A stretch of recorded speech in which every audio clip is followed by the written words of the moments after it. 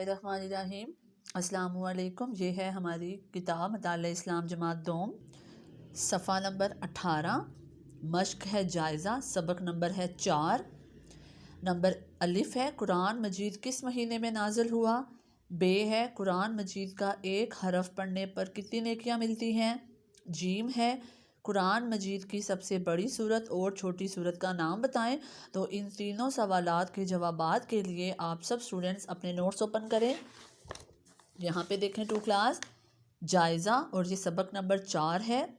सवाल 1, कुरान मजीद किस महीने में नाजिल हुआ। जवाब है कुरान मजीद रमज़ानुल मुबारक में नाजिल हुआ।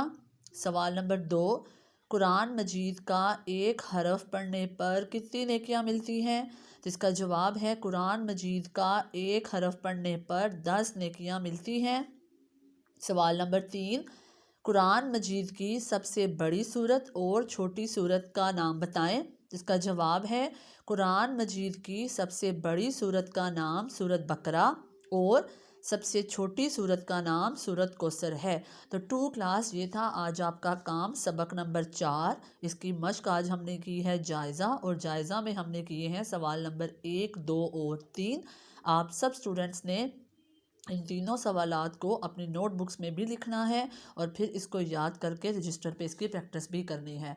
तो टू क्लास यही था हमारा आज का मताला इस्लाम का काम। आप सब स्टूडेंट्स अपना बहुत ख्याल रखिएगा। अल्लाह हाफिज़।